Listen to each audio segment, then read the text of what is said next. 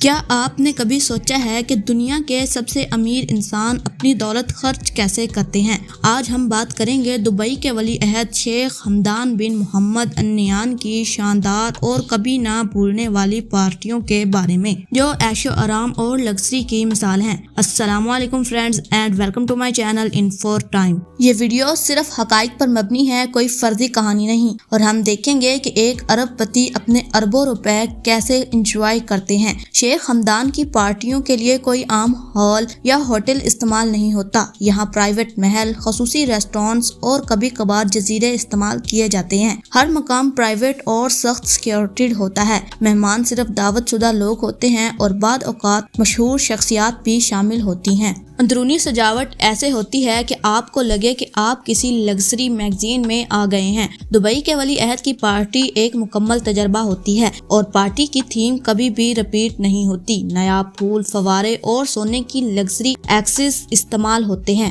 کچھ پارٹیوں میں ورچوئل ریالٹی یا انٹریکٹیو ٹیکنالوجی بھی استعمال کی جاتی ہے تاکہ مہمانوں کو منفرد تجربہ ملے۔ اور اگر بات کریں کھانے اور مشروبات کی، تو دبئی کے ولی عہد کی پارٹیوں میں کھانے پینے کا معیار بھی دنیا کے بہترین معیار کا ہوتا ہے۔ شیفز کے پاس مشلن سٹارز ہیں۔ کھانے میں نایاب ڈیلیکسیز شامل ہوتی ہیں، جیسے ٹرفلز، کیویار اور گولڈن انفیوزڈ ڈیزرٹ۔ مشروبات میں خاص کوکٹیلز اور امپورٹنٹ وائنز شامل ہیں۔ ہر مینیو مہمانوں کی پسند کے مطابق تیار کیا جاتا ہے۔ اور اگر بات کریں تفریح اور مشہور شخصیات کی، تو یہاں عام ڈی جیز یا سنگرز نہیں آتے، بین الاقوامی مشہور سنگرز، سیلیبریٹیز مدعا کیے جاتے ہیں۔ لائیو کنسرٹس، ڈانسز اور خصوصی پرفارمنس عام ہیں۔ کبھی کبھار بہت مشہور فنکار جیسے امریکن بینسی، کولڈ پلے کی طرح کے پروگرام بھی ہوتے ہیں۔ تفریح کے دوران فائر ورک، لائٹ شوز اور ڈسپلے ایریل بھی ہوتے ہیں تاکہ پارٹی کا ہر لمحہ یادگار بنے۔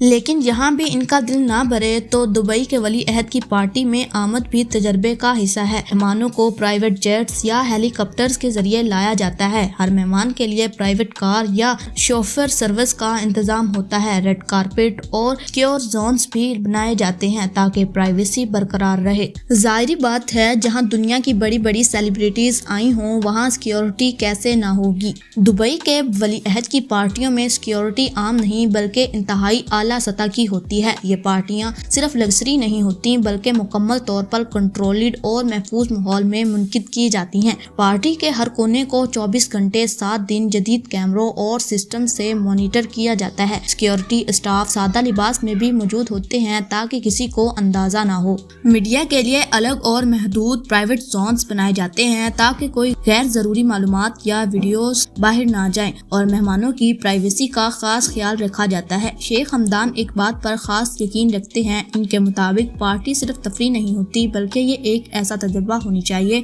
جو انسان زندگی بھر یاد رکھے۔ یعنی ان کے نزدیک پارٹی کا مقصد صرف ناچ گانا یا دکھاوا نہیں ہے بلکہ ایسا لمحہ بنانا ہے جو مہمانوں کے دل و دماغ میں ہمیشہ کے لیے نقش ہو جائے۔ پارٹی کی دعوت نامے ہاتھ سے لکھے ہوئے ہوتے ہیں۔ ہر دعوت نامہ خاص طور پر ایک ہی مہمان کے لیے الگ سے تیار کیا جاتا ہے۔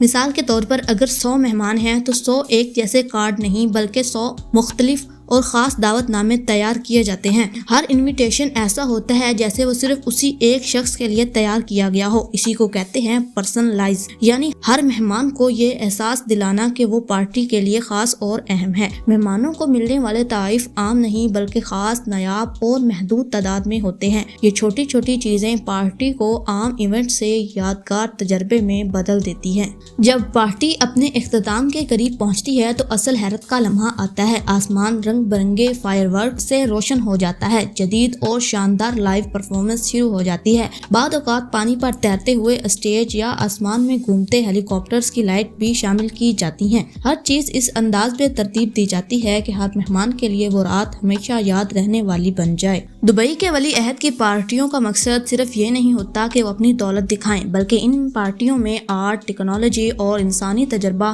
یہ تینوں چیزیں مل کر ایک یادگار تجربہ بناتی ہیں۔ اور کیا آپ اس لگژری لائف سٹائل میں شامل ہونا چاہیں گے یا نہیں؟ ہمیں کمنٹ سیکشن میں ضرور بتائیے گا۔ تو آج کے لیے اتنا ہی، so learn more and subscribe.